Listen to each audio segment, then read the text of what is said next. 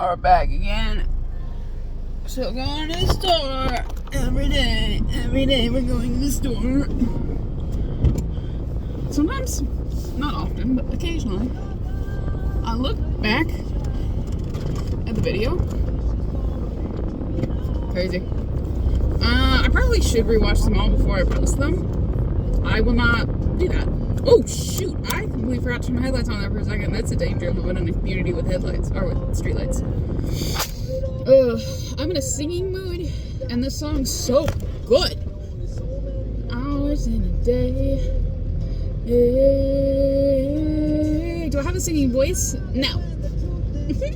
But I do be liking singing. Sometimes I'm like, I gotta get better at singing, so I have to pick songs that I'm good at and sing them. But like, is that how you practice singing? That's not how you practice other skills. Like, you don't pick something you're good at drawing and then, well, I guess you do. That is how you get better at drawing. So, oops, one part. Be everything you wanna be before your time.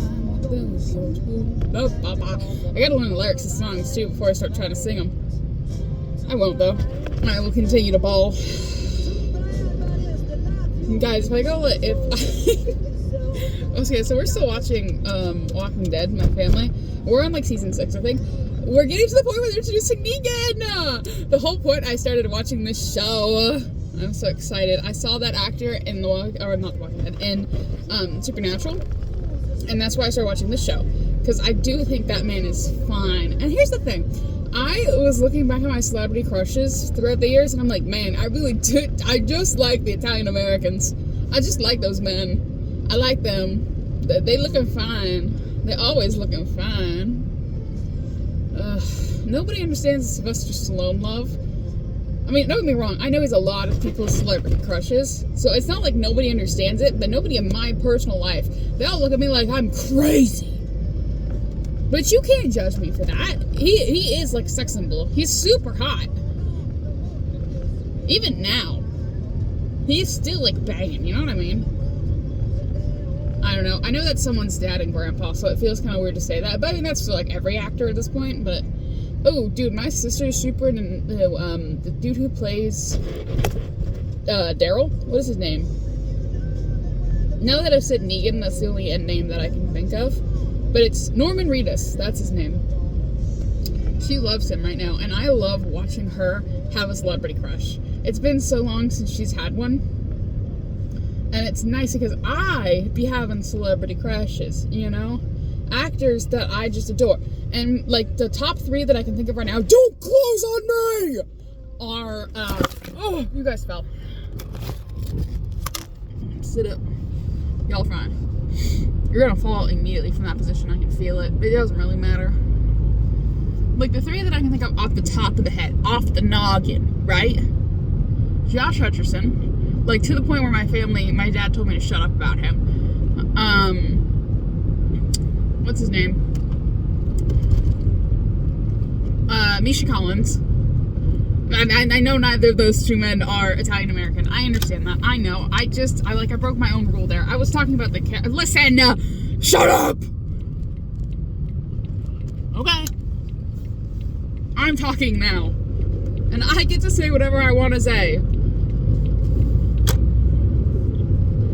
Anyway. And then this dude, I think his name is Josh. Here's the thing. Most of the time when I have a celebrity crush, I really like them and I watch a bunch of their stuff and like I get to know their real life name, and I do my best not to obsess about them as a person because that's unhealthy. They're like crazy unhealthy and you should not do that. And so I try not to, and I'm really getting better at it.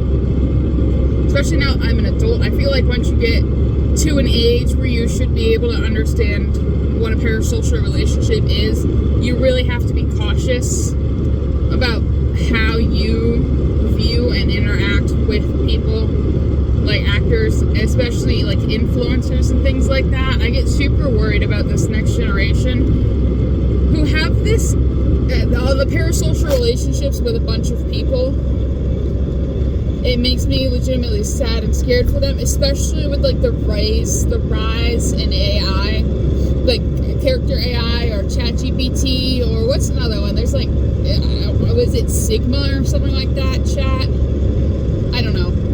But these AI chatbots, where is this guy in my lane? No, it's not. You can talk to a character, and people put like real life actors, real life people on there. Don't get me wrong, I have perused the character AI, okay? But I can't imagine perusing your character AI and talking to a real person. A person that like exists. Like, not just a character. I don't, like, that's gotta be unhealthy.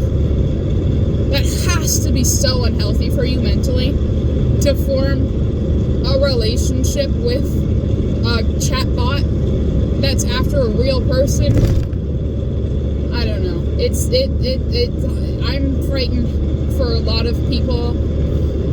And here's the thing, it's not just the younger generation that's doing this. And I feel like a lot of the time when we talk about things like character AI and parasocial relationships, we're always saying like, oh, you know, all the youngins. But there are people in every single age demographic that will create a relationship with a fake person. Most of the time because they're either too scared to create one with a real person, or, and this happened a lot, like my grandmother talked about this a lot when she was still coherent, where she refused to do things because she was convinced she was gonna die soon, or that something bad was gonna happen to her. And so she refused, oh, you fell. She refused to get another pet. Oh, you're just gonna have to stay until I hit a red light. She refused to get another pet for so long. Like another dog entirely. Because she's like, I'm not gonna get another dog because I'm gonna die and I don't want that dog to deal with that. Which is like, Grandma, you're only 60. You're okay, Grandma. You're fine. She has this thing, and here's the thing, I can kind of understand it because almost everyone on her side of the family, women specifically, did die in their late 60s and early 70s. So I get the paranoia, but you gotta keep living. Like, that's barely middle-aged. Like, you are stepping into an elder role. That does not mean your entire life has to change and shift and you can't form relationships, but that is, oh, I got out of this lane because you were moving slowly. But that does not mean, or what was I saying? I lost my train of thought because I got upset about this truck. Oh, but the people who are older and who are saying, like, I'm not going to form a relationship, or people of any age that have that ideology of, like, I'm not going to form a relationship, I'm not going to get something I want, I'm not going to do this, a kind of a defeatist attitude, because I'm going to die soon.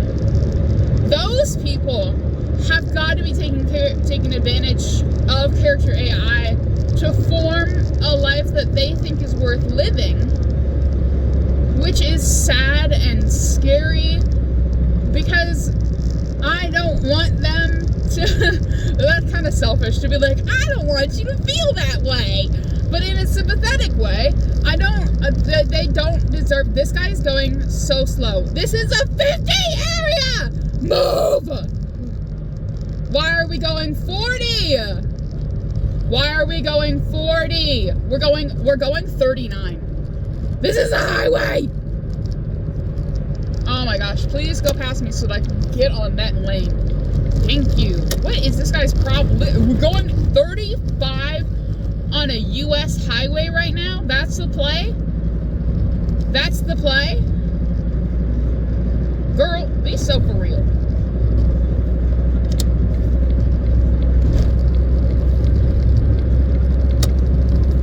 Anyway, I don't want people to feel that way. I care about people so much. And we had this debate once when I was in high school. I don't really know if it was a debate as much as we were. It was a conversation. Where people were saying that when you know you're gonna die, or when you know that somebody else is gonna die, People don't form relationships with that person because they know they're gonna die and they're trying to save themselves from discomfort. And ever since I had that conversation, I think it was in like freshman year of high school, ever since I had that conversation, I was like, no, absolutely not. I will never hold that point of view. People don't deserve to be on their deathbed and to be alone, because I'm gonna be uncomfortable when they die. They're not gonna, that's so horrible. That's so horrible. They don't deserve that. They're already dying. They're already scared. They're already going through the pain that is dying. And they're gonna have to do it alone because I'm a little uncomfortable that I may face pain in the next, like, 3 months to 2 years. Absolutely not. I don't care. I don't care. I don't care. How could you, how are you gonna live life?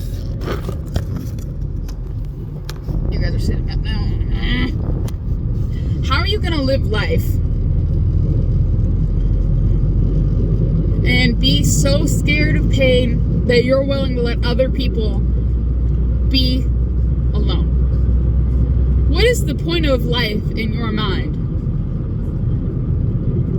if not to take care of people? And I've thought about that all the time. But don't get me wrong, right?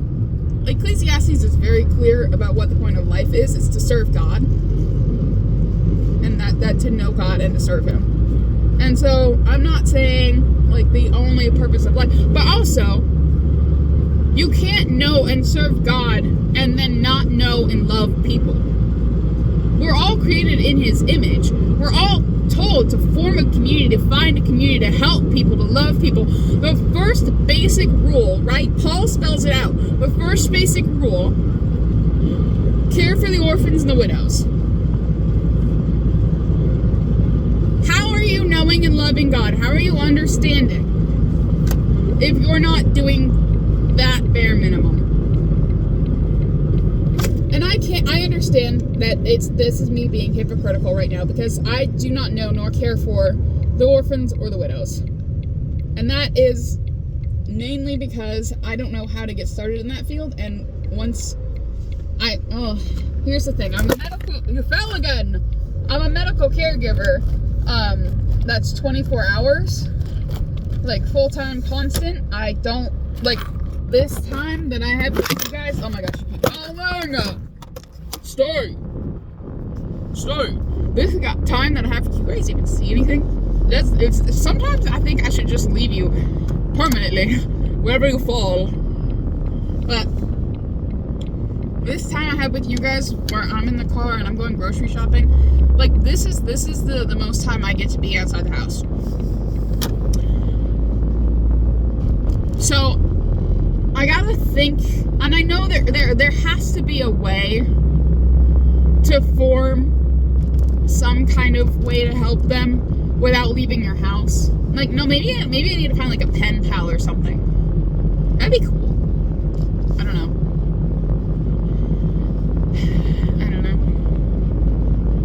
But it kind of annoys me, and it hurt me deeply, and it scarred me. And obviously I'm very passionate about it now. You can't imagine how passionate I was about it when I was just a kid and I didn't fully, react responsibly. Here's the thing, I'm also not scared of death, personally. I know what happens afterwards. I know where I'm going.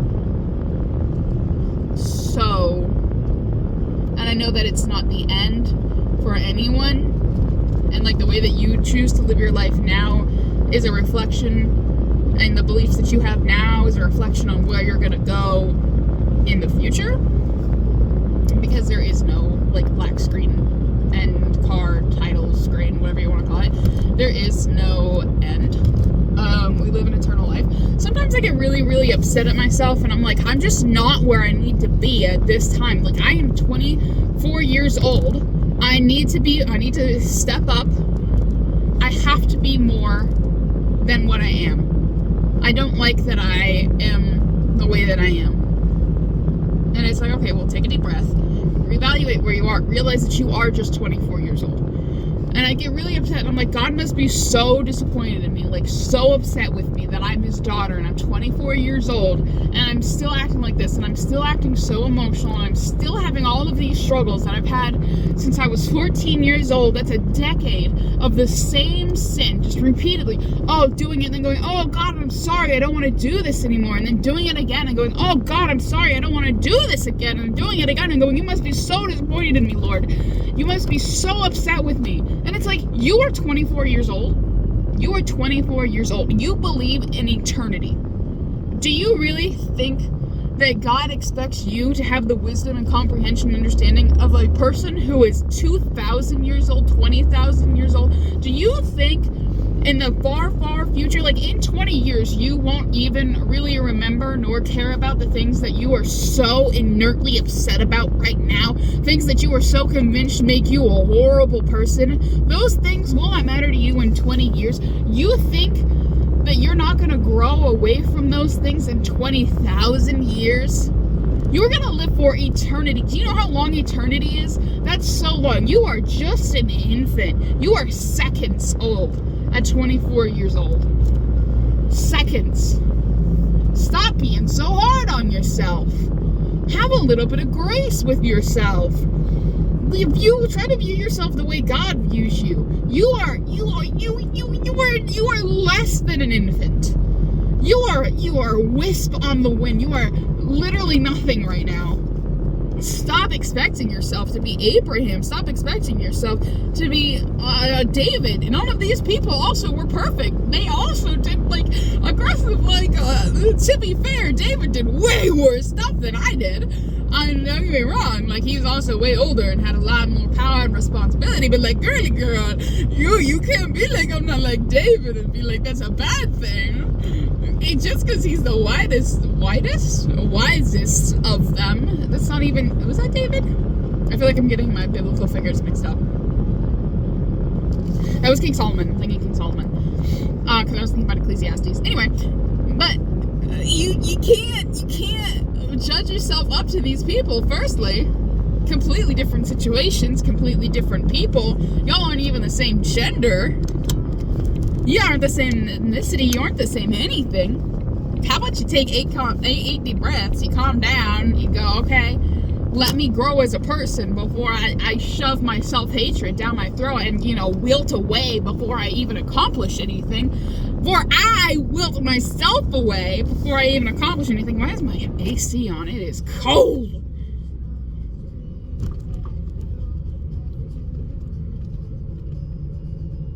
I'm in the parking lot, so I gotta pay attention. I have to go inside.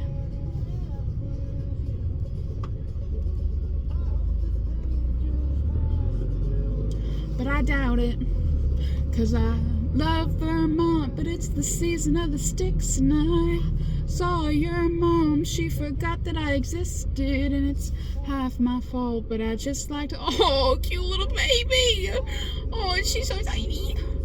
For Christmas I dream each night of some version of you that I may not have, but I did not lose. Now your tire tracks and one pair of shoes, and I'm split in half, but that'll have to do. Anyway, might continue recording, or not continue, but I might call you guys back, start a new video when I'm going home. But for right now, that's really all I can say. I gotta call these people. I gotta wait for them to put stuff in the trunk of the car, and then I gotta go inside and grab some stuff because we couldn't add some stuff to the list when all these didn't have them. Dude, all these fruit was so moldy today, and that's what I have to run in and grab is bananas and oranges.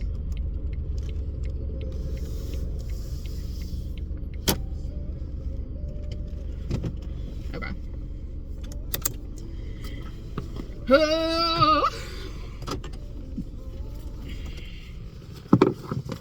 Stay there for a second.